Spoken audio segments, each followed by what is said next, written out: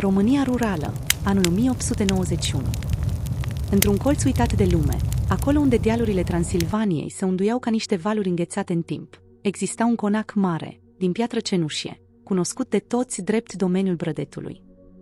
Era o proprietate veche, construită de generații de ofițeri și nobili militari, un loc unde onoarea și disciplina valorau mai mult decât aurul. Dar în acea casă impunătoare domnea un lucru mult mai puternic decât tradiția: tăcerea. O tăcere grea, apăsătoare, care se strecura pe coridoarele lungi, se agăța de draperiile groase și părea să apese pieptul fiecăruia care intra. Colonelul Andrei Dumitrescu, erou al armatei imperiale, nu mai era omul care fusese odată. La 38 de ani, părea cu 10 mai bătrân. Umerii lui, cândva drepți și fermi, erau acum ușor aplecați, iar privirea odinioară aspră și hotărâtă era adesea pierdută în amintiri dureroase. Soția lui, Elena Dumitrescu, murise cu aproape un an în urmă, la nașterea celui de-al doilea copil. Băiatul nu supraviețuise, iar Elena plecase odată cu el într-o singură noapte. Colonelul își pierduse familia, viitorul și liniștea. Dar cea mai mare victimă nu fusese el, ci fiica lui. Ana Dumitrescu avea doar 4 ani când mama ei murise. 4 ani de râsete, de pași mici alergând prin grădină, de cântece șoptite seara. Și apoi, brusc, nimic. Din noaptea în care Elena fusese înmormântată în cimitirul satului, Ana nu mai dormea. Nu era un simplu plâns de copil. Nu era frică obișnuită. Era o neliniște profundă, o durere prea mare pentru un trup atât de mic. De fiecare dată când se lăsa seara, Ana începea să tremure. Se agăța de orice adult care se apropia de ea, strigând după mama ei, cu vocea răgușită de atâtea nopți nedormite. Mama, mama, nu pleca. Și nimeni nu o putea liniști. Doctorii veniți din orașele apropiate au încercat tot ce știau. Tincturi, siropuri, băi reci, ceaiuri amare. Au spus că e melancolie infantilă, că va trece cu timpul. Nu a trecut. Preotul satului a citit rugăciuni, a sfințit camera, a adus icoane. Nu a ajutat. Femeile bătrâne din sat, cunoscute pentru leacuri și descântece, au venit cu busuioc și vorbe șoptite. Nimic. Ana dormea uneori, epuizată, dar se trezea după câteva minute țipând, cu ochii mari de spaimă, spunând că mama ei o cheamă din întuneric. Colonelul Andrei privea toate acestea neputincios. În loc să se apropie de fiica lui, fugea. Se afunda în muncă, în documente, în plimbări lungi călare prin pădurile din jurul conacului. Când se întorcea, era deja noapte și se închidea în birou, cu un pahar de rachiu pe masă. Casa mare devenise un mausoleu al durerii. Singura care mai ținea lucrurile în echilibru era bătrâna Ileana, femeia care îl crescuse pe Andrei din copilărie. La peste 70 de ani, cu spatele încovoit și părul complet alb, Ileana era coloana nevăzută a domeniului. Într-o seară, după ce Ana plânsese ore întregi, Ileana a spus, cu voce joasă, dar hotărâtă: copila asta se stinge. Nu de boală, de dor. În acea noapte, Ileana și-a amintit de ceva. Cu câteva zile înainte, trecuse pe lângă casa mică de lângă pârâu, unde spălătoresele domeniului locuiau. Și auzise un cântec. Un cântec simplu, curat, cântat de o voce tânără. Vocea i adusese o liniște inexplicabilă. Cântecul aparținea Mariei Ionescu, fiica menajerei. Maria avea 19 ani. Nu era bogată, nu era educată în școli mari, dar avea ceva ce nu putea fi învățat, o blândețe care se simțea. A doua zi, Ileana a trimis pe cineva după ea. Maria a ajuns la conac tremurând. Nu mai intrase niciodată în casa mare. Podelele lucioase, tavanele înalte, portretele strămoșilor o făceau să se simtă mică, aproape invizibilă. Nu trebuie să faci nimic special, i-a spus Ileana. Doar să fii tu. Au intrat în camera Anei. Copila stătea pe podea, strângând o rochiță veche a mamei ei, cu ochii roșii de plâns. Nici nu s-a uitat la Maria la început. Maria s-a așezat încet pe jos, la câțiva pași distanță. Nu a vorbit. A început doar să cânte. Un cântec vechi, de leagăn, pe care mama ei îl cânta când era mică. Vocea era joasă, caldă, fără grabă. Ana s-a întors. A ascultat. Pentru prima dată după luni întregi, nu a țipat. După câteva minute, copila s-a apropiat încet și s-a sprijinit de brațul Mariei. Ochii s-au închis. Ana a dormit. Ileana plângea în tăcere. Când colonelul Andrei a fost chemat și a văzut scena, a rămas fără cuvinte. Fiica lui dormea liniștită, cu respirația calmă, în brațele unei fete simple, pe care nu o văzuse niciodată. "Cine ești?" a întrebat el, cu vocea frântă. "Maria," a răspuns ea încet. "Fiica menajerei." Andrei nu a spus nimic. Dar în acea clipă, ceva s-a schimbat pentru totdeauna. Istorii de sezon. Dacă această poveste te-a emoționat până aici, abonează-te la canalul Istorii de sezon. Scrie în comentarii din ce județ sau țară ne urmărești. Urmează o transformare care va zgudui satul întreg. Dimineața care a urmat a fost diferită. Nu pentru că soarele ar fi strălucit mai tare peste dealurile satului Brădet, nici pentru că păsările ar fi cântat altfel, ci pentru că, pentru prima dată după multe luni, Ana Dumitrescu s-a trezit odihnită. Nu plângând, nu țipând, ci clipind ușor, cu ochii mari, privind în jur ca și cum lumea nu mai părea un loc ostil. Maria era încă acolo, așezată pe marginea patului, cu mâinile împreunate în poală, de parcă se temea să nu strice miracolul printr-o mișcare greșită. Când Ana a deschis ochii, fetița a zâmbit. Un zâmbet mic, timid, dar real. "Ai rămas," a șoptit Ana. Maria a simțit cum îi se strânge inima. "Da," a răspuns ea încet. "Sunt aici." Ana s-a apropiat și și-a sprijinit capul pe brațul ei, fără teamă. Era un gest atât de natural, încât părea că fusese așa dintotdeauna. Bătrâna Ileana, care privea din prag, și-a făcut cruce în tăcere. Când colonelul Andrei Dumitrescu a aflat că fiica lui dormise toată noaptea, nu a crezut. A intrat în cameră cu pași nesiguri, aproape temători. Se aștepta, ca de fiecare dată, să găsească urme de plâns, ochi umflați, o copilă epuizată. În schimb, Ana stătea pe pat, mâncând pâine cu miere, iar Maria îi pieptăna părul cu mișcări lente. Andrei s-a oprit în ușă. Priveliștea l-a lovit mai puternic decât orice veste de pe front. "Bună dimineața, tată," a spus Ana, liniștită. Colonelul a înghițit în sec. "Bună dimineața," a răspuns el, cu voce joasă. Privirea i-a alunecat inevitabil spre Maria. "Ai stat toată noaptea?" a întrebat. "Da, domnule colonel," a spus ea respectuos. "Nu a fost greu." Nu a fost greu. Cuvintele l-au urmărit toată ziua. Decizia nu a fost luată dintr-o dată, dar s-a format inevitabil. Maria a mai rămas o noapte, apoi încă una și încă una. De fiecare dată, Ana dormea mai repede. De fiecare dată, se trezea mai liniștită. Copila a început să mănânce mai bine, să iasă în grădină, să râdă din nou. Iar legătura dintre ele devenea tot mai evidentă. Ana nu se mișca fără Maria. O căuta cu privirea. Îi ținea mâna.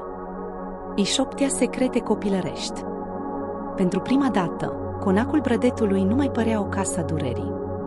Dar satul observase. Și satul nu ierta ușor.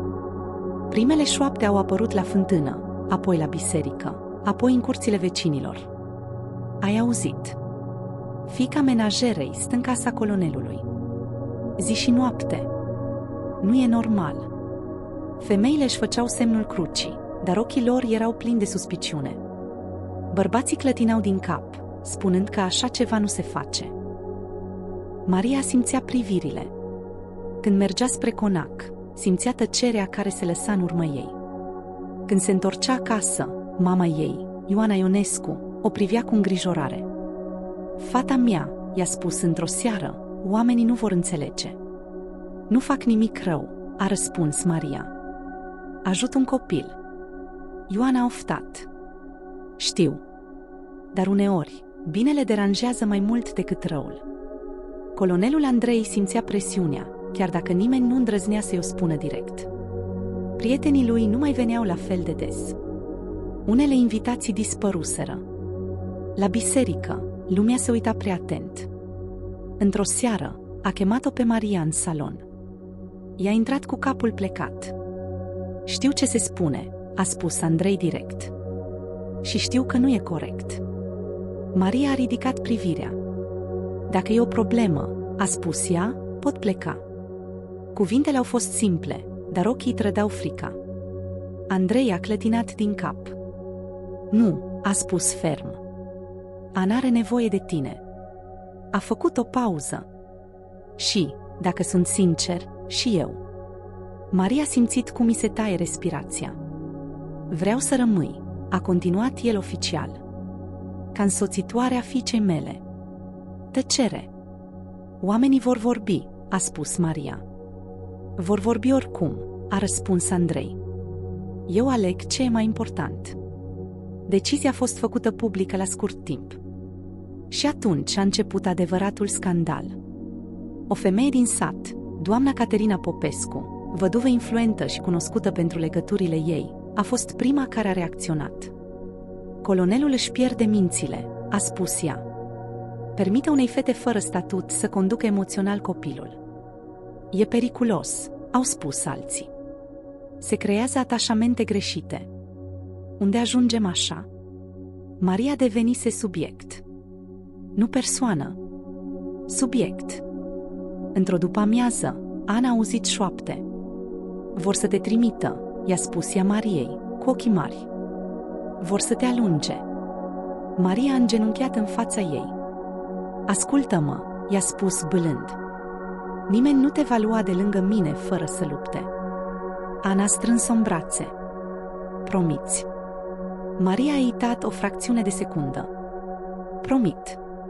Era o promisiune grea, periculoasă, dar sinceră. În acea noapte, Maria nu a dormit. Stătea lângă patul Anei, privind luna prin fereastră, știind că liniștea câștigată avea un preț. Satul nu accepta schimbări. Iar ea, o fată simplă, îndrăznise să schimbe destinul copilului unui colonel. Și asta nu rămânea nepedepsit. Dacă această poveste te ține cu sufletul la gură, abonează-te acum la Istorii de Sezon. Lasă un comentariu și spune-ne ce personaj te-a impresionat cel mai mult până acum. Următorul bloc aduce confruntarea directă. În satul Brădet, lucrurile nu se schimbau des. Oamenii își duceau viața după aceleași tipare, dimineața la animale, la fân, la câmp, apoi la biserică duminica, apoi înapoi acasă, cu aceeași listă de reguli nescrise. Iar una dintre cele mai puternice reguli era aceasta: fiecare stătea în locul lui.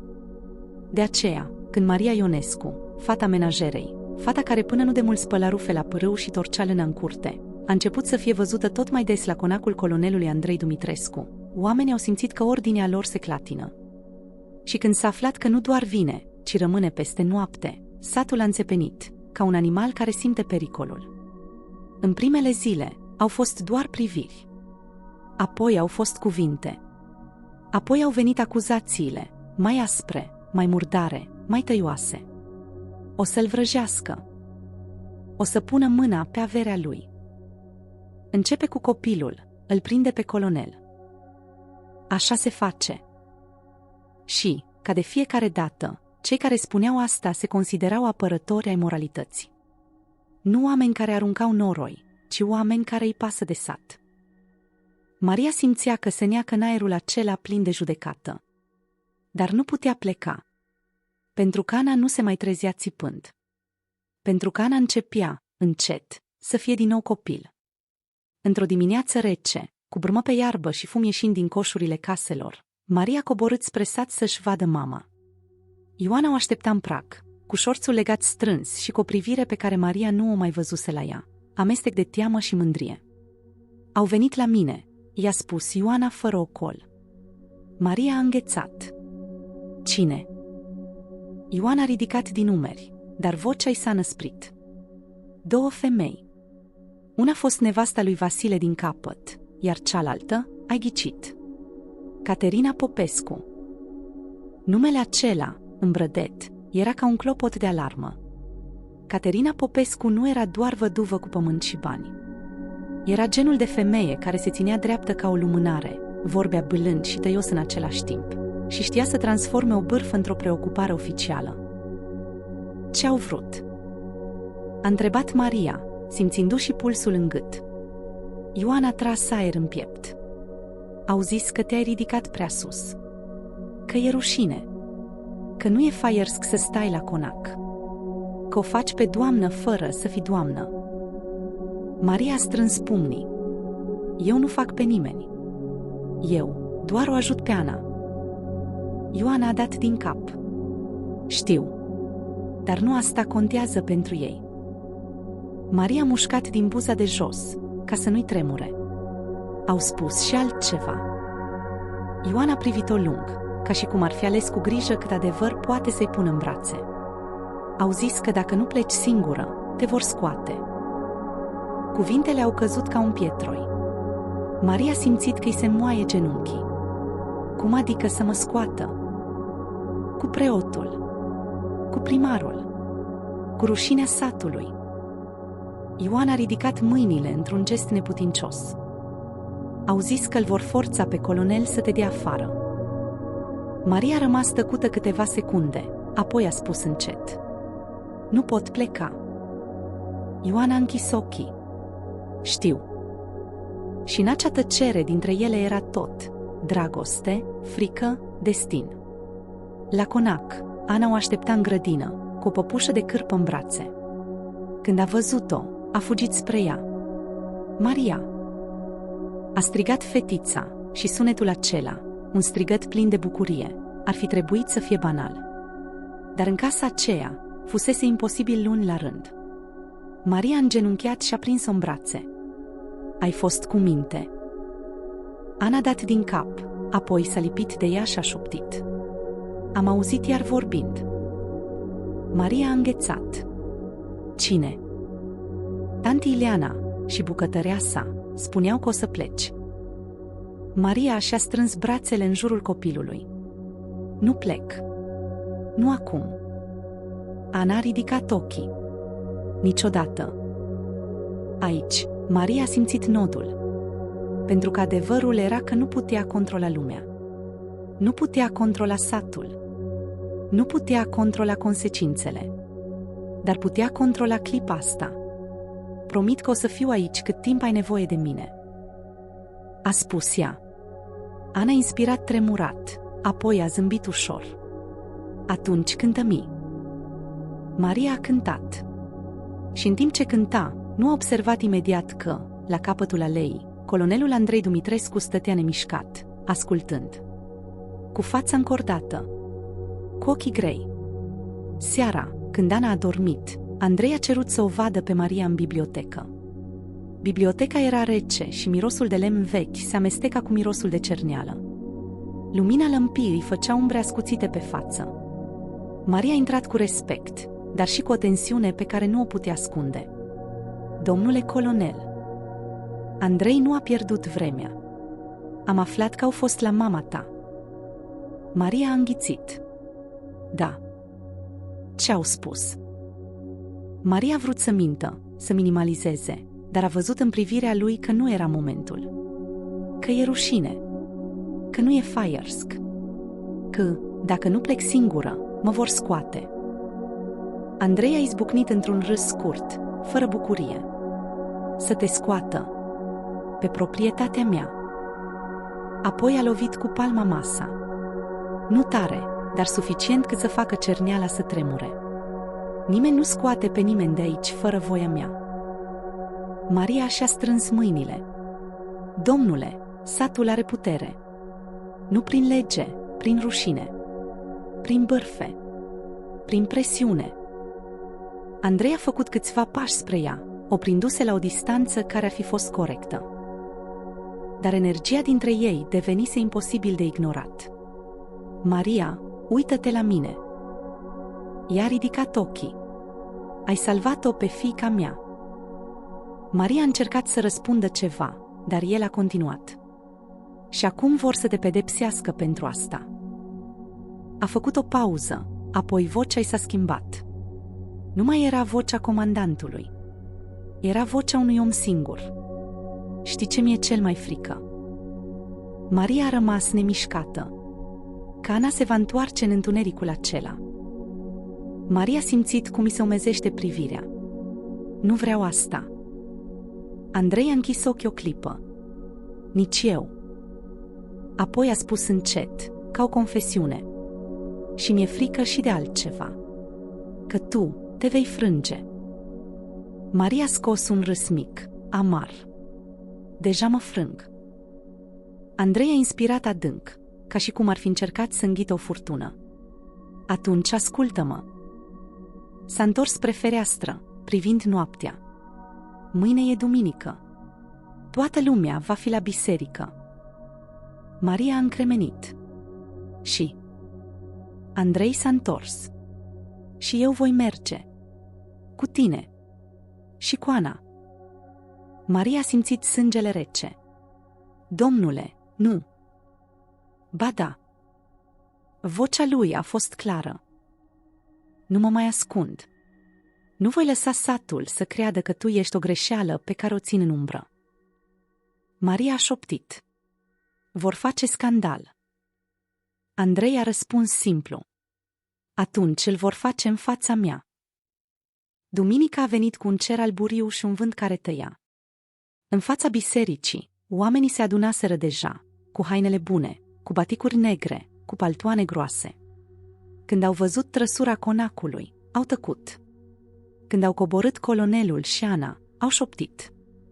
Dar când au văzut-o pe Maria coborând după ei, modest îmbrăcată, cu privirea jos, dar cu spatele drept, tăcerea s-a transformat în ceva dens, agresiv. Maria simțea că toți ochii o ard.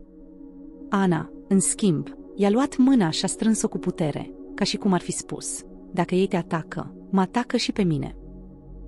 Au intrat în biserică. Oamenii s-au dat la o parte. Nu din respect, din suspiciune. Preotul a început slujba, dar Maria nu auzea cuvintele. Auzea doar foșnetul bârfelor, respirațiile grele, murmurul care creștea. După slujbă, Caterina Popescu a ieșit prima în față. A făcut un pas spre colonel, cu un zâmbet subțire. Domnule colonel, și-a început ea, cu voce dulce, dar plină de oțel. Andrei s-a întors spre ea, calm. Doamnă Popescu, noi, oamenii satului, suntem îngrijorați. De ce? A întrebat Andrei simplu. Caterina și-a ridicat bărbia. De copil, de reputație, de ordine. Și apoi a aruncat privirea spre Maria, ca o lamă. O fată fără statut nu ar trebui să fie atât de aproape de moștenitoarea dumneavoastră. Ana a strâns mâna Mariei. Andrei a zâmbit scurt. Moștenitoarea mea? A repetat el da, într-adevăr. Și tocmai pentru că e moștenitoarea mea, decid eu cine e aproape de ea. Caterina a clipit. Satul nu îmi crește fiica, a spus Andrei. Eu o cresc. În jur, un murmur s-a ridicat, dar Andrei a ridicat mâna. Fiica mea nu a dormit luni întregi. Era pe cale să se stingă. Nici doctori, nici rugăciuni, nici leacuri nu au ajutat. A arătat spre Maria. I-a ajutat. Caterina a zis rece. Poate prin metode. Andrei a făcut un pas înainte.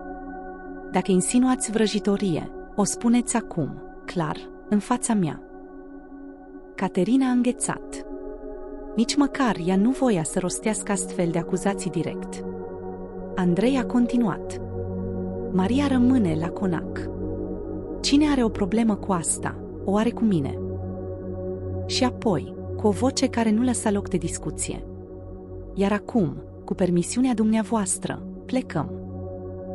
Ana a mers între ei, ținându-i pe amândoi de mână, pe tatăl ei și pe Maria. Și în acel moment, satul a înțeles ceva teribil. Colonelul nu se va da la o parte. Și Maria nu era umbră. Era deja parte din destinul acelei familii. Istorii de sezon. Dacă scena de la biserică te-a făcut să simți tensiunea până în piept, abonează-te la Istorii de sezon chiar acum. Și scrie în comentarii, tu de partea cui ai fi fost în sat? A colonelului sau a jordinii impuse de oameni? După duminica aceea, satul Brădet nu a mai fost același. Confruntarea din fața bisericii nu fusese doar o ceartă între un colonel și o văduvă influentă. Fusese o ruptură. O linie trasată clar între două lumii, una care se agața de reguli vechi și una care îndrăznea să le sfideze. Oamenii s-au întors la casele lor cu fețele închise și cu mințile înfierbântate. Unii erau revoltați, alții speriați. Dar toți înțeleseseră un lucru: Maria Ionescu nu mai era doar fata menajerei. Devenise un simbol. Iar simbolurile sunt periculoase. Maria a simțit imediat schimbarea. Nu mai era doar privită. Era măsurată. Când mergea prin sat, oamenii își coborau glasul. Când intra într-o încăpere, conversațiile se opreau. Nu din rușine, ci din calcul. Ca și cum fiecare cuvânt spus în preajma ei putea fi folosit mai târziu, răstălmăcit, întors împotriva ei. Ioana, mama ei, devenise tot mai tăcută. Nu-mi place ce se întâmplă, a spus într-o seară, când Maria venise să o vadă. Oamenii care zâmbesc prea mult, pregătesc ceva. Maria a încercat să pară calmă. Nu pot trăi mereu cu frica asta. Ioana a strâns buzele. Nici nu poți trăi ignorând-o. Caterina Popescu nu dormea bine. Nu pentru că ar fi fost tulburată de gânduri morale, ci pentru că pierduse controlul. Iar pentru o femeie ca ea, controlul era totul. În salonul ei elegant, cu perdele groase și mobilă scumpă, Caterina a început să adune femeile potrivite. Nu pe cele care vorbeau prea mult, ci pe cele care știau când să vorbească. Colonelul nu mai judecă limpede, a spus ea, cu voce joasă. Durerea l-a slăbit. Și fata aceea profită, a completat alta.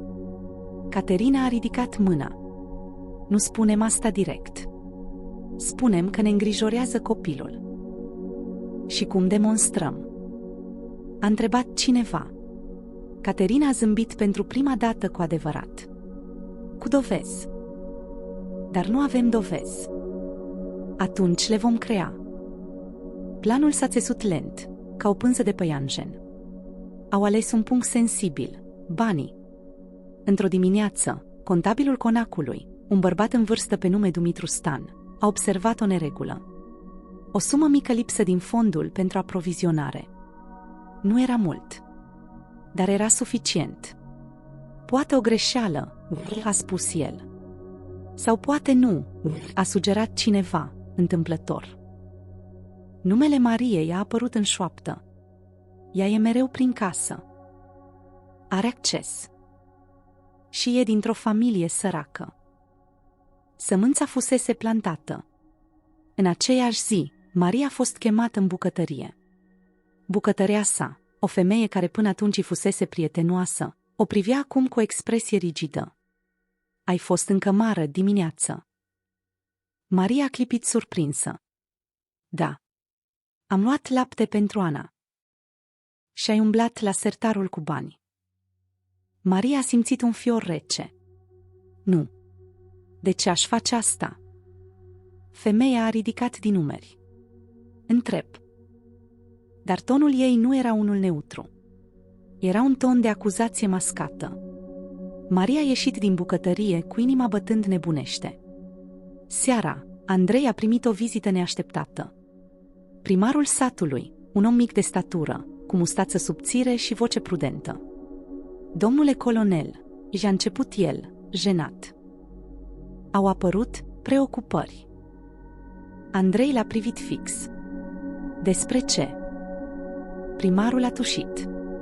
Despre administrarea banilor. Despre influențe nepotrivite. Andrei a simțit cum îi se strânge maxilarul. Spune clar. Sunt suspiciuni că domnișoara Maria ar fi luat bani fără permisiune. Tăcere. Apoi, Andrei a râs scurt. Asta e ridicol. Poate. Dar satul cere o clarificare. Satul nu îmi controlează casa. Primarul a ridicat mâinile. Nu eu decid. Dar dacă se face o plângere? Andrei s-a ridicat. Atunci să o facă. Oficial. Maria a aflat a doua zi. Nu de la Andrei, ci de la Ana. De ce spun că ai luat bani? A întrebat copilul, cu ochii mari. Maria a simțit că se prăbușește. Cine a spus asta? Am auzit pe hol. Maria a îngenunchiat, cu mâinile tremurând. Ana, ascultă-mă. Eu nu am făcut asta. Ana a pus mâna pe obrazul ei. Știu. Simplu. Fără îndoială. Dar lumea nu funcționa pe baza științei unui copil. În zilele următoare, lucrurile au escaladat. S-a descoperit că lipsesc și alte sume. Mici, neclare, dar suficiente pentru a crea o poveste. Un fost muncitor a mărturisit că a văzut-o pe Maria în biroul colonelului târziu în noapte. Ceea ce era adevărat. Dar nu a spus de ce. Era singură. A întrebat cineva. Da. Asta era suficient. Ioana a venit la conac plângând. Fata mea, vor să te distrugă. Maria a simțit cum i se taie picioarele. Poate ar trebui să plec. Ana, care asculta din spatele ușii, a izbucnit. Nu. A alergat spre Maria și s-a lipit de ea. Dacă pleci, eu nu mai vorbesc cu nimeni. Andrei a intrat în acel moment. Nu pleacă nimeni. Maria l-a privit cu ochii plini de lacrimi. Domnule, asta vă va ruina. Andrei s-a apropiat. Nu. Mă va defini. A făcut o pauză, apoi a spus ceva ce Maria nu se aștepta să audă. Mâine vom cere o anchetă oficială. Maria a încremenit. Asta e ce vor. Ba nu, a spus Andrei calm. Ei vor rușine și tăcere. Eu le dau lumină. Ancheta a început rapid. Contabilul a fost chemat. Servitorii, întrebați. S-au făcut liste, calcule, verificări. Maria era chemată zilnic să răspundă la întrebări. Ai luat bani? Nu. Ai acces? Da, dar cu permisiune. Ai nevoie de bani? Toată lumea are. Fiecare răspuns era interpretat. Caterina Popescu urmărea totul cu satisfacție rece. Adevărul iese mereu la iveală, spunea ea, zâmbind. Într-o seară, Ana a refuzat să mănânce. Dacă o trimit pe Maria la închisoare, eu ce fac? A întrebat. Andrei a simțit cum i se rupe ceva în piept. Nu o va trimite nimeni nicăieri. Ana l-a privit serios. Promiți. Andrei a ezitat o secundă. Apoi a spus. Promit. Era o promisiune grea. Pentru că, pentru prima dată, chiar și el simțea că nu mai controlează totul. În noaptea aceea, Maria a stat trează. Nu cântând. Nu rugându-se, ci gândindu-se dacă dragostea ei pentru Ana merita să-i distrugă viața. Și răspunsul, oricât de dureros, era clar. Da. Pentru că Ana nu mai era doar un copil de care avea grijă. Era motivul pentru care rămânea în picioare. Dacă simți nedreptatea din acest blog, abonează-te la Istorii de Sezon și scrie în comentarii, crezi că adevărul va ieși la iveală sau satul va câștiga? Dimineața în care ancheta a devenit oficială a început cu liniște. Prea multă liniște. Conacul colonelului Andrei Marinescu, care de obicei fremăta de pași, voce activitate încă de la răsărit, părea încremenit. Până și câinii dormeau fără să latre. Aerul era greu, apăsător, ca înaintea unei furtuni. Maria s-a trezit înainte de zori. Nu pentru că ar fi dormit, ci pentru că nu mai putea sta întinsă cu gândurile alergând fără oprire. S-a ridicat încet, să nu o trezească pe Ana, care dormea liniștită, cu mâna strânsă pe marginea păturii, ca un copil care se teme că cineva ar putea dispărea. Maria s-a apropiat de pat și a privit-o. Dacă aș putea lua totul asupra mea, a șoptit. Dar nu putea. pentru că ceea ce se întâmpla nu mai era doar despre ea. Bătăile în ușă au venit la ora 8 fix. Nu au fost agresive. Nu a fost nevoie. 2 figuri oficiale stăteau în prag, un jandarm și secretarul primăriei. Hârtiile din mâna acestuia din urmă erau deja un verdict, indiferent ce ar fi urmat. Andrei a deschis ușa. Domnule colonel, știu de ce ați venit. Bărbatul a clipit surprins. Atunci știți că e o procedură. Tot ce se întâmplă aici e o procedură pentru cineva. Jandarmul a făcut un pas înainte. Domnișoara Maria Ionescu este chemată pentru declarație oficială. Maria apăruse deja în hol. Sunt aici. Ioana a izbucnit în plâns. Vă rog, fata mea n-a făcut nimic. Doamnă, nu suntem aici să judecăm.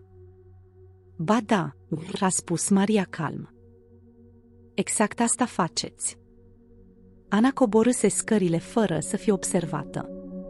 Avea părul ciufulit, purta cămașa de noapte și ochii ei mari priveau scena ca și cum ar fi fost un coșmar din care nu se putea trezi. Unde o duceți? A întrebat. Jandarmul s-a încurcat. Domnișoară, e doar o discuție. Ana s-a apropiat de Maria și a prins-o de mână. Nu pleacă. Maria s-a plecat. Ana, iubito, mă întorc. Toți spun asta. Cuvintele copilului au căzut ca o sentință. Andrei a intervenit. Ana, te rog. Ana s-a întors spre el, cu o privire pe care Andrei nu o mai văzuse niciodată la un copil. Dacă o lăsați să plece, nu mai vorbesc cu nimeni. Niciodată. Tăcere. Andrei a închis ochii o clipă. Mergeți, a spus el către jandarm. Dar nu singură. La primărie, atmosfera era ostilă. Nu în mod deschis, ci rece. Administrativ. Maria a fost așezată pe un scaun tare, într-o cameră mică. În fața ei, un bărbat cu ochelari rotunzi a început să citească acuzațiile. Sunteți acuzată de sustragere de fonduri.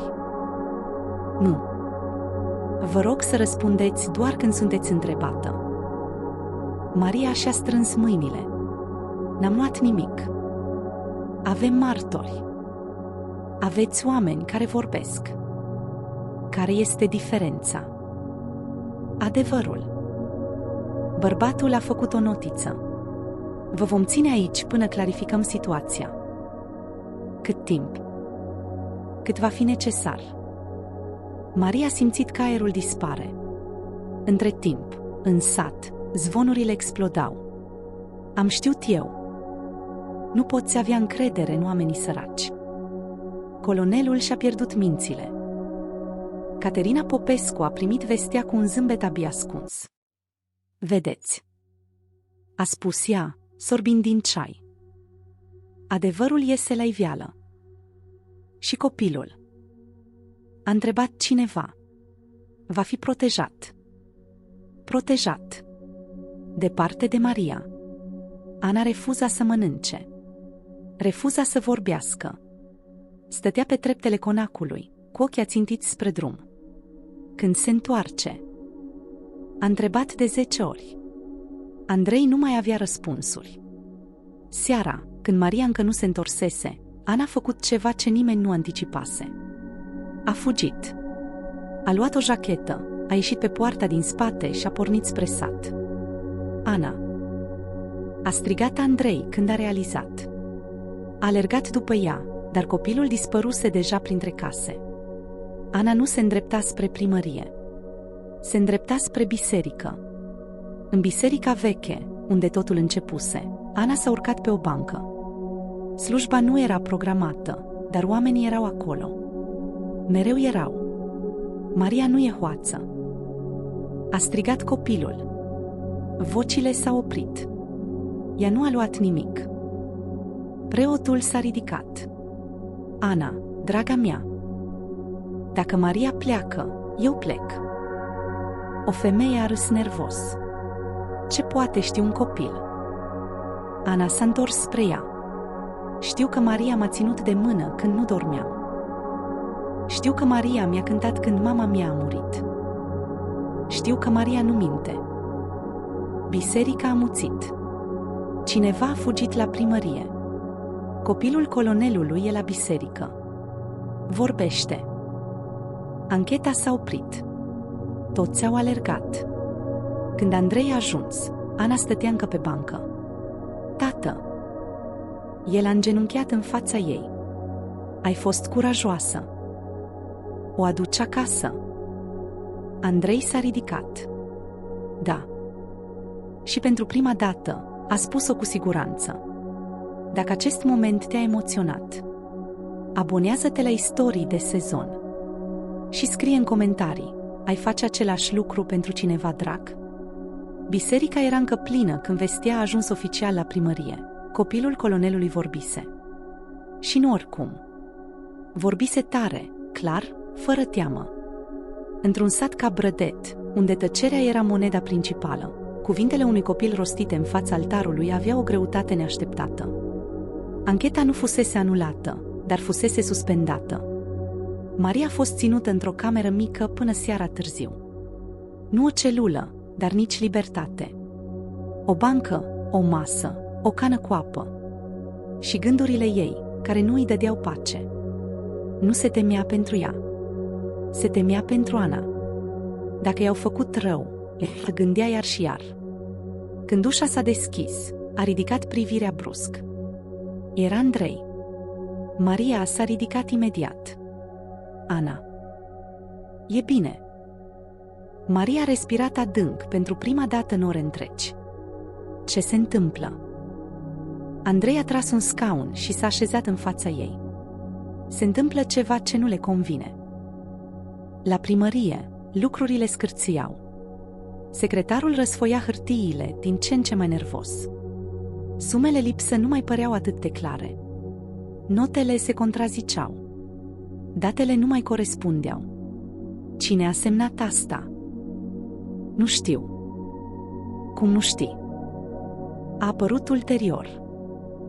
Primarul și-a trecut mâna peste frunte. Chemați contabilul. Dumitru Stan a intrat palid. Domnule Stan, a spus primarul, puteți explica de ce lipsesc aceste sume? Bărbatul a înghițit în sec. Am presupus că. Nu presupuneri. Fapte. Au fost mutări de fonduri, temporare. De către cine?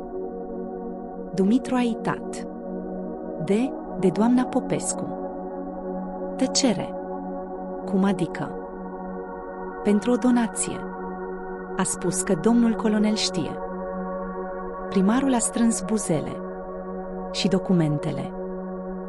Le-a dus ulterior. Unele, incomplete. Un funcționar a șoptit.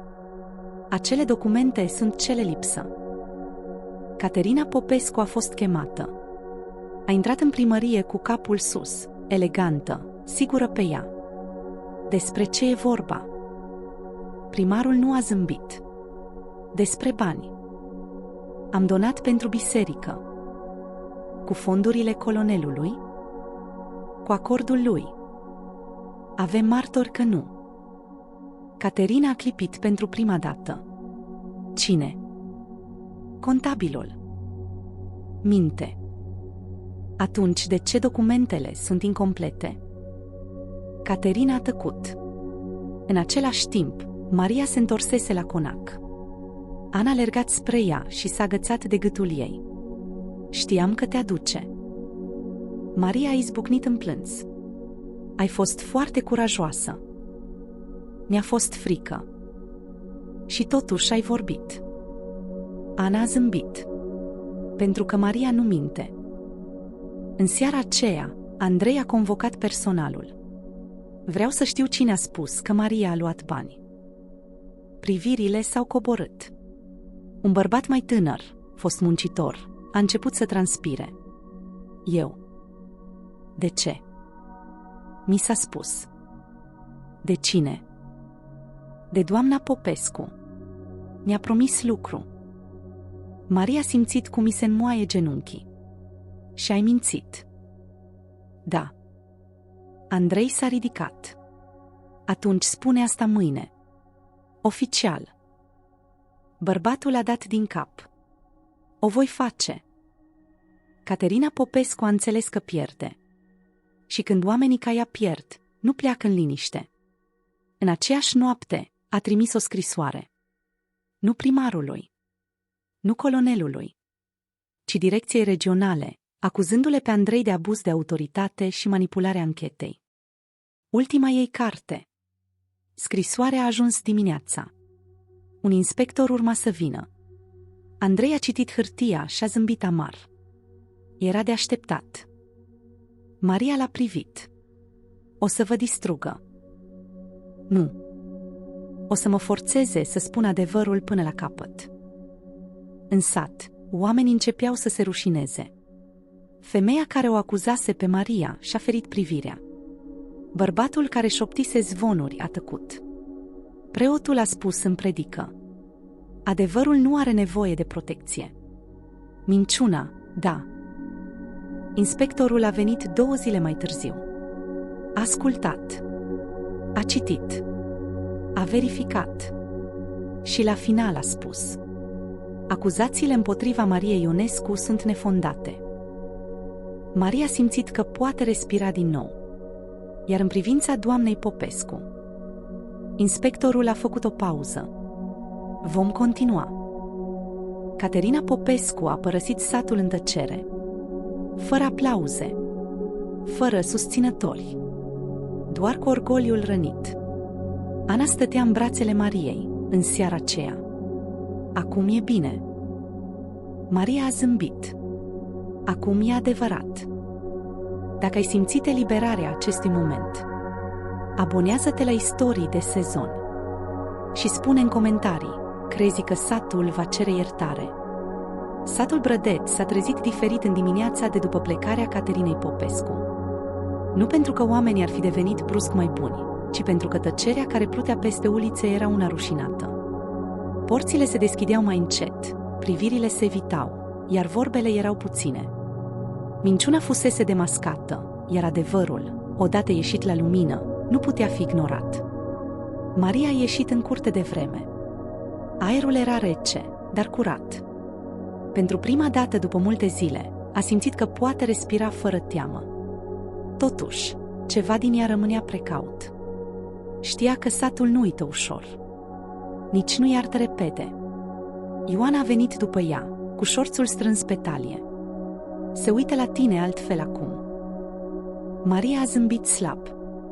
Nu știu dacă e mai bine. E mai corect. Ioana s-a apropiat și a pus mâna pe umărul fiicei ei. Și asta e suficient.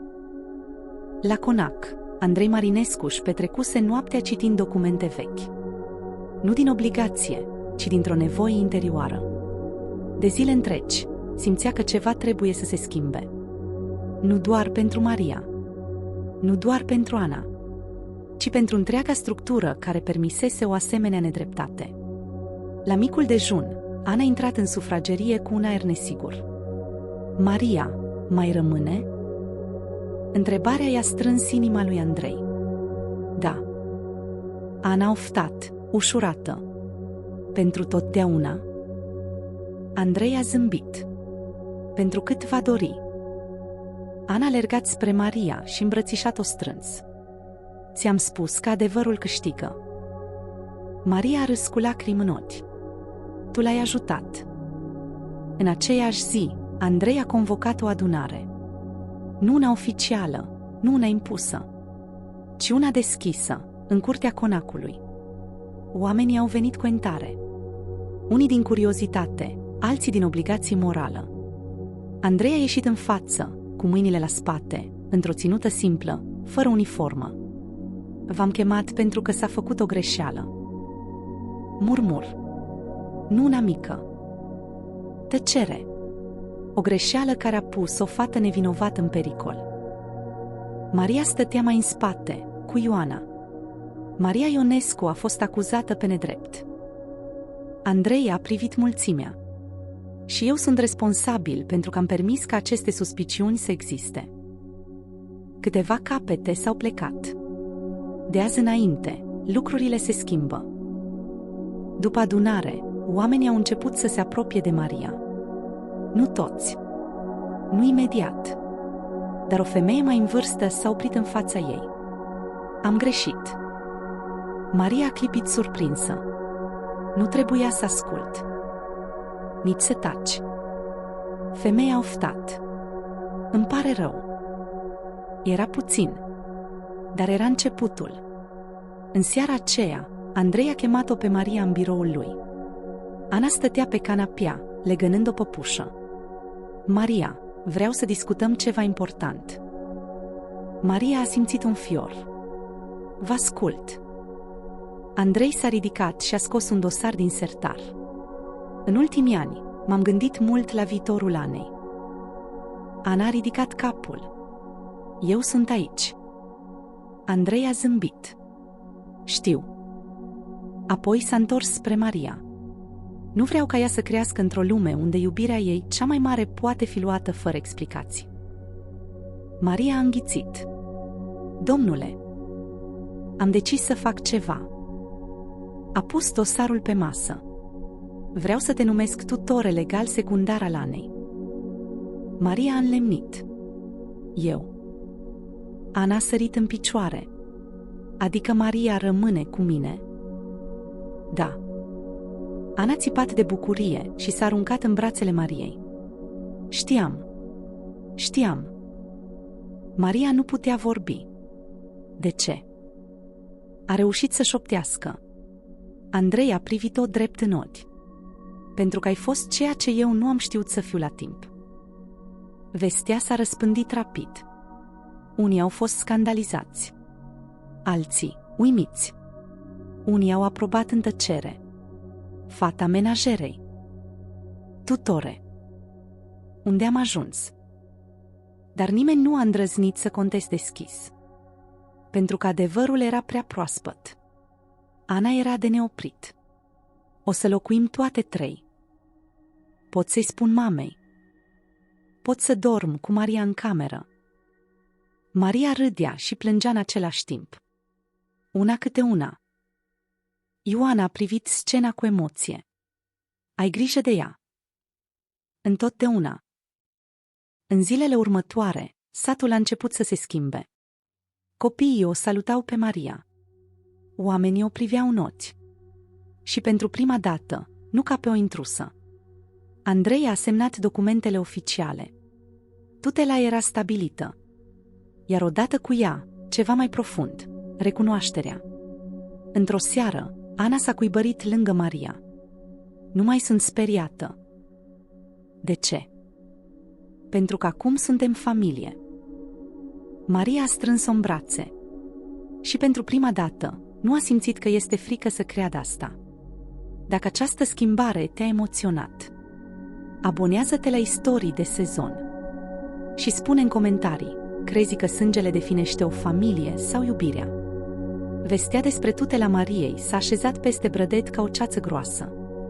Nu era genul de noutate care să provoace strigăte sau scandal deschis, ci una care se infiltra încet în conversații, în priviri și în gândurile oamenilor. Pentru unii, era un act de dreptate. Pentru alții, o sfidare a ordinii vechi, nescrise, dar respectate de generații. Maria simțea asta în fiecare pas.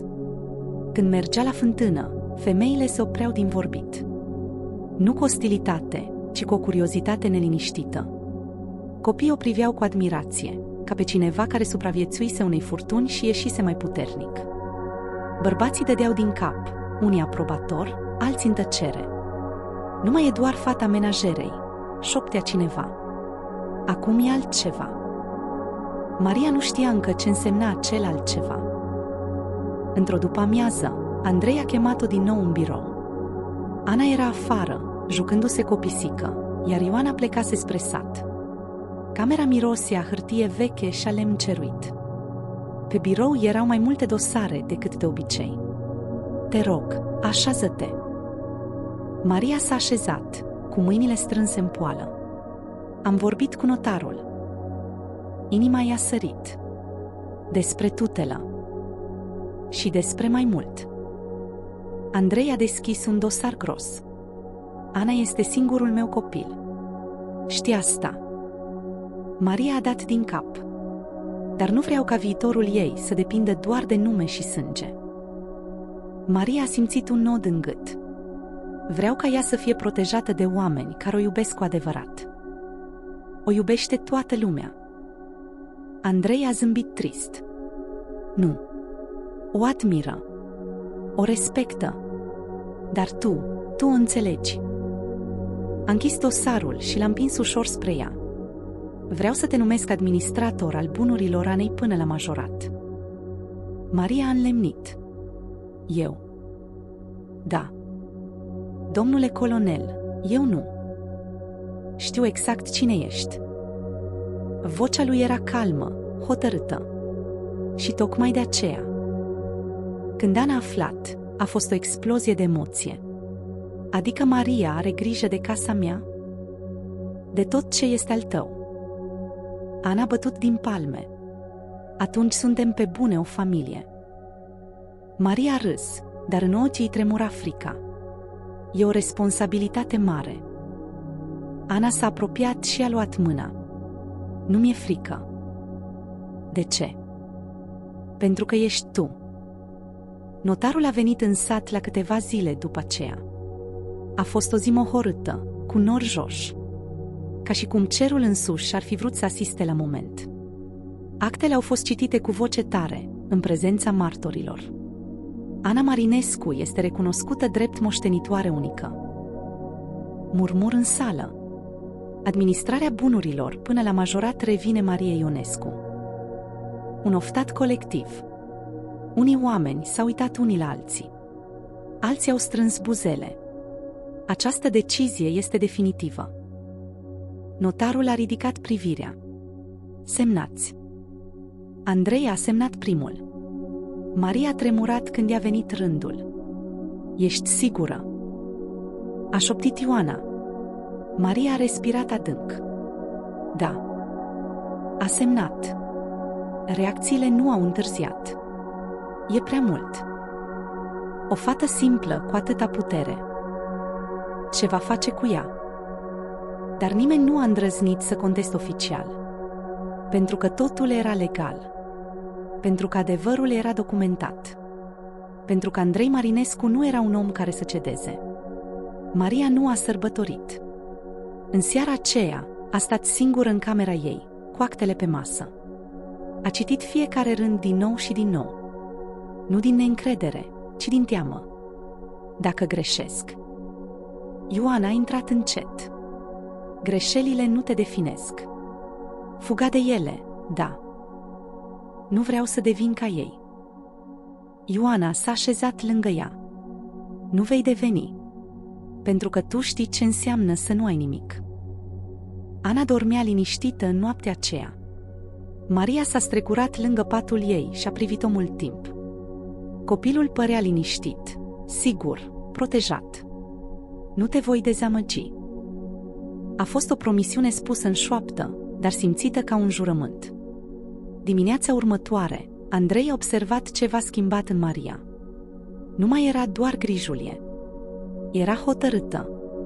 Voi reorganiza lucrurile. Cum?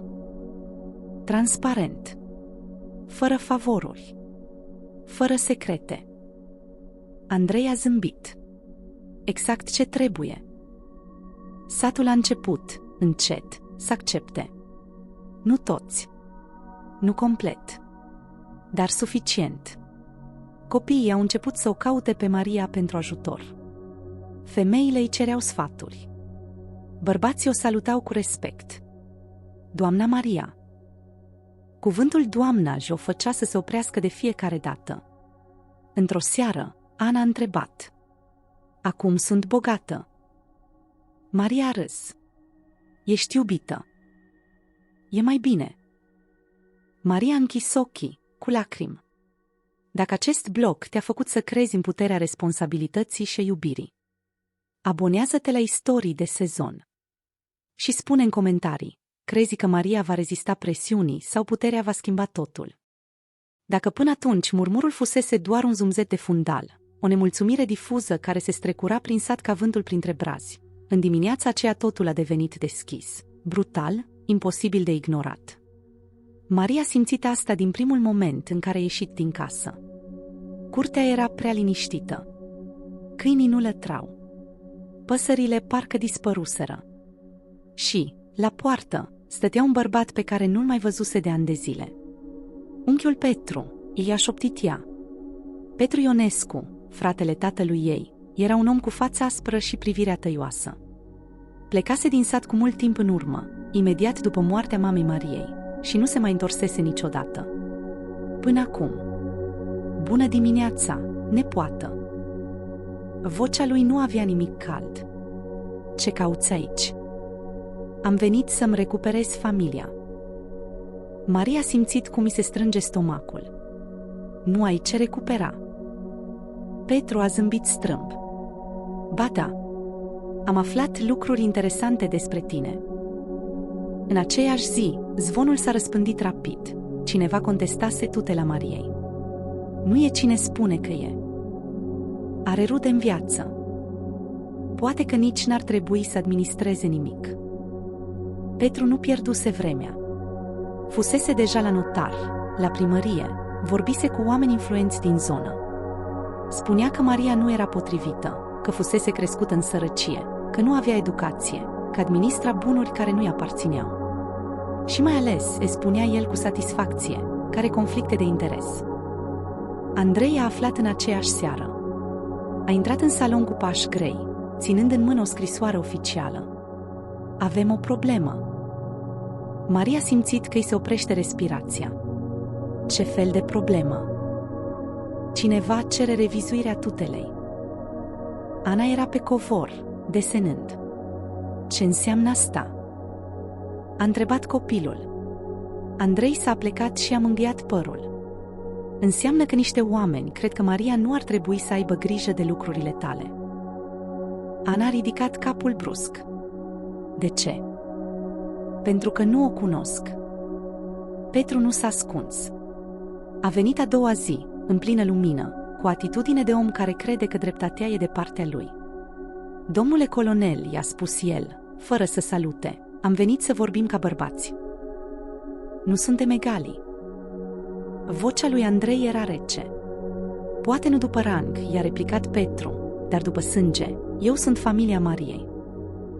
Maria a intrat în cameră exact la timp să audă asta. Ai renunțat la mine când aveam 12 ani. Petru a ridicat din umeri. Eram sărac. Și acum ce ești? Bărbatul a încremenit o secundă. Acum sunt un om care știe ce-i se cuvine. Discuția a devenit rapid tensionată. Nu ai dreptul să administrezi nimic, i-a spus Petru. Ești manipulată.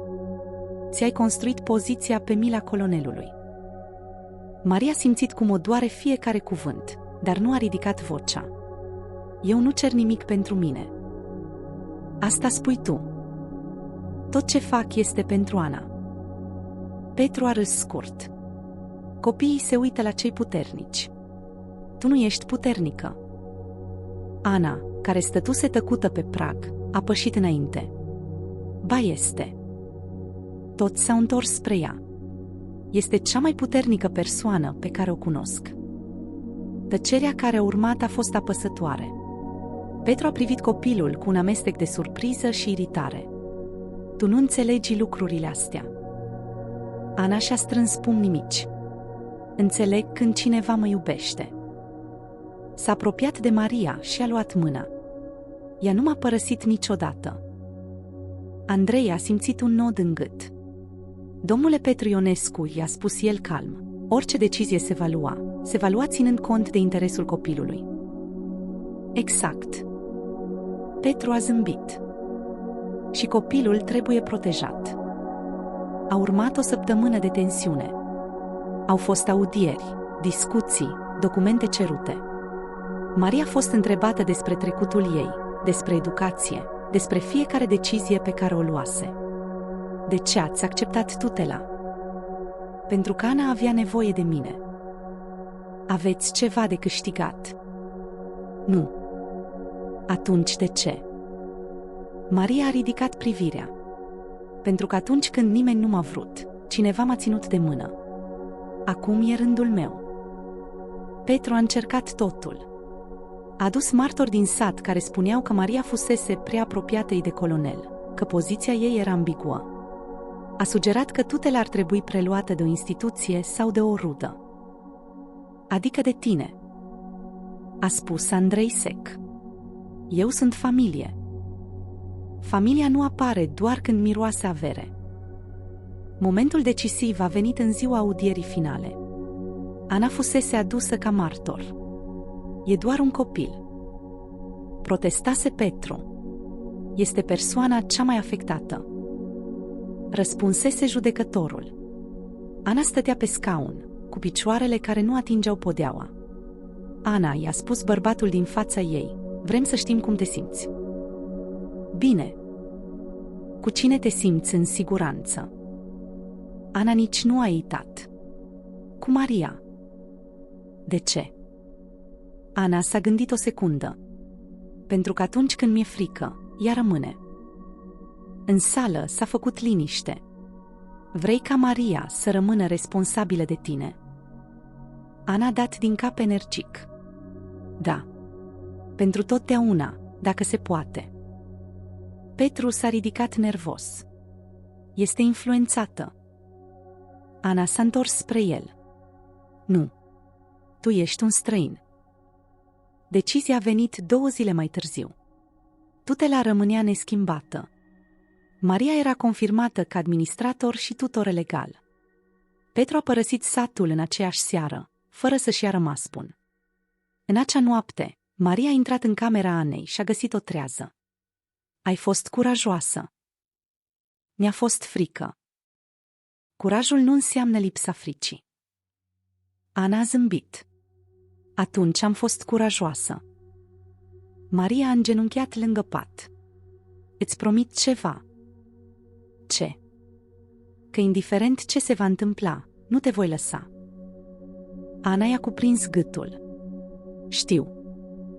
Dacă acest blog te-a emoționat și te-a făcut să crezi că vocea unui copil poate schimba un destin, abonează-te la Istorii de Sezon.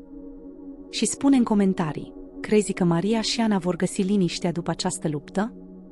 Conacul Dumitrescu nu mai era de mult locul impunător care dominase regiunea. Deși zidurile încă rezistau, iar acoperișul fusese reparat de-a lungul anilor, atmosfera se schimbase. Nu din cauza timpului, ci din cauza oamenilor care trăiseră întreagi pereți. Colonelul Andrei Dumitrescu îmbătrânise în tăcere, purtând pe umeri nu doar anii, ci și greutatea unor alegeri făcute prea târziu. Mergea mai încet, se sprijinea mai des de baston, iar privirea îi rămânea adesea pierdută pe fereastră, spre dealurile care se întindeau dincolo de domeniu. Elena, fiica lui, locuia încă în Conac, dar viața ei nu fusese niciodată ușoară. Boala care o chinuise din copilărie nu dispăruse complet. Avea zile bune, în care zâmbea, citea și se plimba prin grădină, dar și nopți grele, în care frica revenea fără avertisment. Medicii vorbiseră despre o afecțiune nervoasă cronică, despre sensibilitate extremă și despre nevoia de stabilitate emoțională. Colonelul oferise tot ce știa: doctori, bani, reguli, protecție. Dar nu reușise să ofere ceea ce Elena avea cea mai mare nevoie: liniște sufletească. Acea liniște venise dintr-un loc neașteptat. Ana, fiica menajerei Maria, crescuse practic în umbra Conacului. Nu fusese niciodată invitată la masă, nu fusese niciodată tratată ca egală, dar nici nu se plânsese. De mică, învățase să observe, să asculte și să fie prezentă. Iar când Elena începuse să se trezească noapte de noapte speriată, Ana fusese cea care rămăsese lângă ea. La început din întâmplare, apoi din obișnuință, în cele din urmă, din alegere. Relația lor se construise încet, fără promisiuni și fără cuvinte mari. Ana știa când să vorbească și când să tacă. Știa cum să respire alături de Elena până când atacurile de panică se domoleau. Știa ce ton al vocii o liniștea și ce amintiri o făceau să zâmbească. Pentru Elena, Ana devenise un punct de sprijin constant, o prezență sigură într-o lume care obosea. Colonelul observase schimbarea. Nu dintr-o dată, ci treptat. Elena mânca mai bine, dormea mai mult, râdea mai des. Și de fiecare dată, Ana era acolo. La început, colonelul privise situația cu suspiciune, apoi cu curiozitate. În cele din urmă, cu o recunoaștere dureroasă a propriei absențe emoționale. Într-o după-amiază de toamnă, când frunzele cădeau încet pe aleea principală, colonelul luă o hotărâre. Îi ceru Mariei să o trimită pe Ana în biroul său. Pentru prima dată, nu ca pe o simplă fiică de menajeră, ci ca pe o persoană importantă. Ana intră cu emoție. Biroul era încărcat de istorie, rafturi pline de cărți vechi, fotografii îngălbenite, medalii militare așezate cu grijă. Colonelul opri câteva clipe fără să vorbească, ca și cum ar fi încercat să-și adune gândurile. Ia loc, Ana, spuse el într-un final, cu o voce mai calmă decât se aștepta ea. Ana se așeză, ținându-și mâinile strânse în poală. Am fost un om al disciplinei toată viața mea, începu colonelul. Am crezut că ordinea, regulile și tăcerea pot ține o familie unită. Dar m-am înșelat. Ana asculta fără să îndrăznească să-l întrerupă. Fiica mea este încă aici astăzi datorită ție, continuă el, nu datorită mie. Nu datorită doctorilor. Datorită faptului că tu ai ales să rămâi lângă ea când era mai vulnerabilă. Ana simți cum ochii se umplu de lacrimi, dar își păstră privirea în jos. Eu doar am făcut ce mi s-a părut firesc, domnule colonel. Tocmai asta este, spuse el, ai făcut ce era firesc, nu ce era impus. Colonelul se ridică încet și deschise un sertar masiv al biroului. Scoase un dosar gros și l-așeză pe masă. Am luat o decizie importantă. Una care va schimba lucrurile pentru această casă. Ana simți un nod în gât. Am vorbit cu avocatul familiei. Dacă Elena este de acord, vei deveni tutorele ei legal. Iar în cazul în care starea ei se va înrăutăți, vei avea dreptul de a administra moștenirea. Ana ridică privirea, șocată. Eu. Dar eu nu sunt din familie.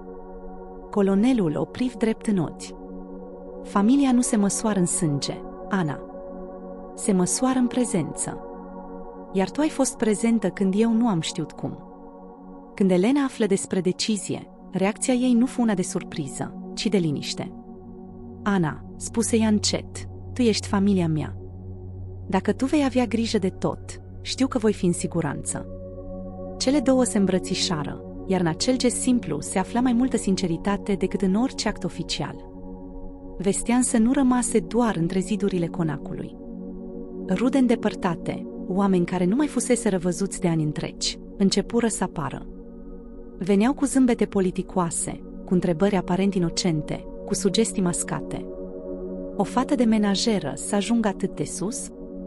Se auzea în șoaptă. Ana nu răspundea. Nu se apăra. Își vedea de Elena, așa cum făcuse întotdeauna. Într-o noapte rece de iarnă, Elena a avut o criză mai puternică. Respira greu, mâinile îi tremurau, iar frica îi umplea privirea. Ana stătu lângă ea ore întregi, repetând aceleași cuvinte simple, ca în prima noapte cu ani în urmă. Sunt aici. Nu plec. Dormi.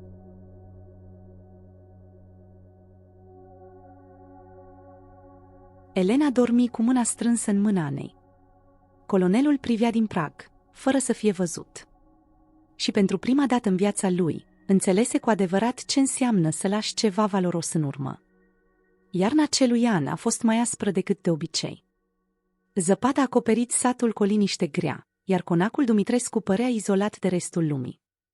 În interior însă, timpul curgea diferit.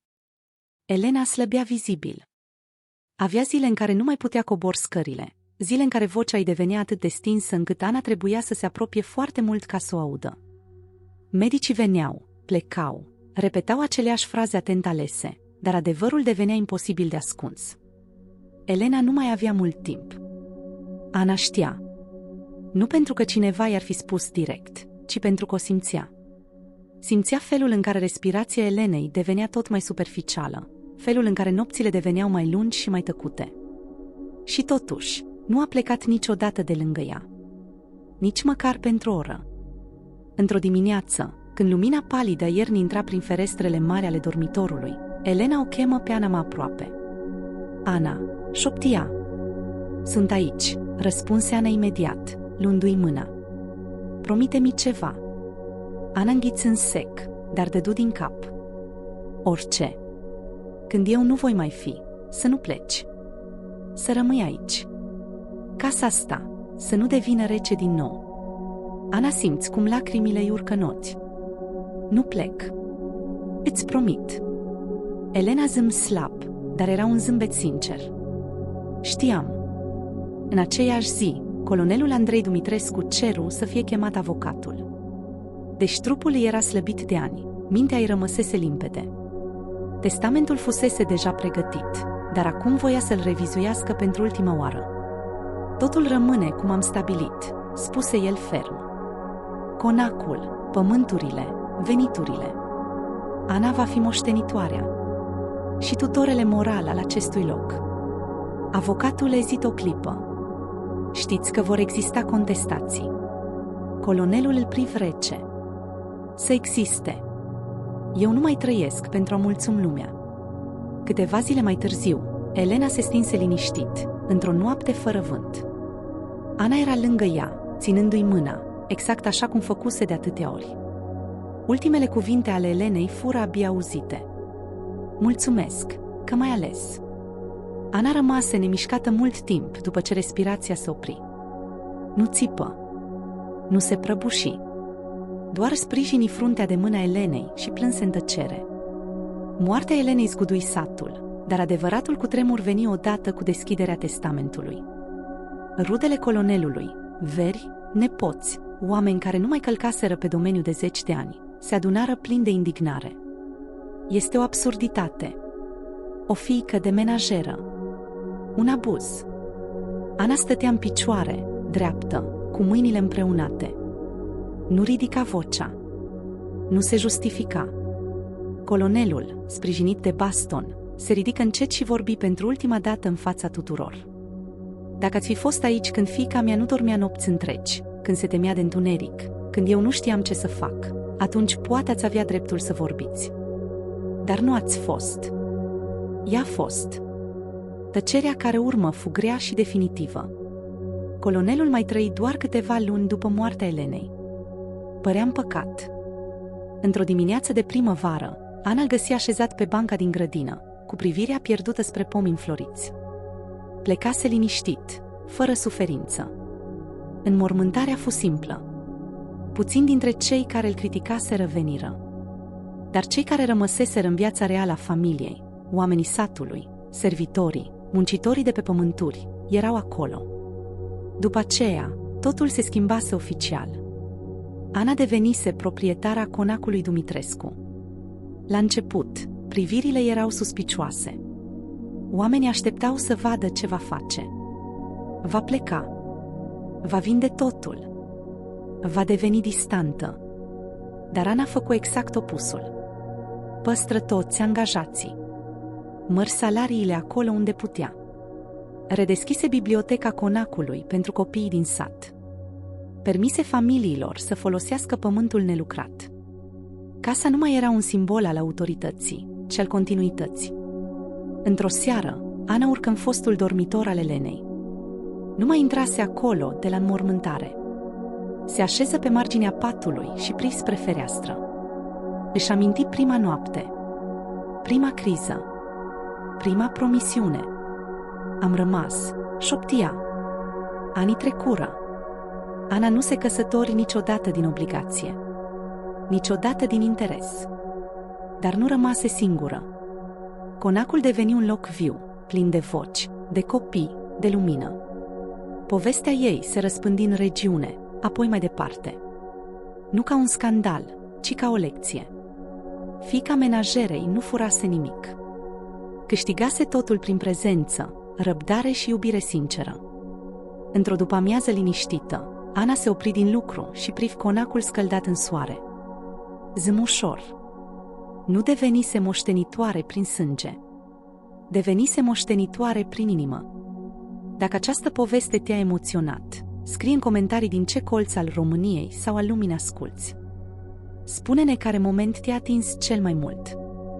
Abonează-te la Istorii de Sezon pentru mai multe povești despre destine care sfidează regulile, despre iubire, curaj și oameni care schimbă lumea fără să ridice vocea. Ne revedem în următoarea istorie.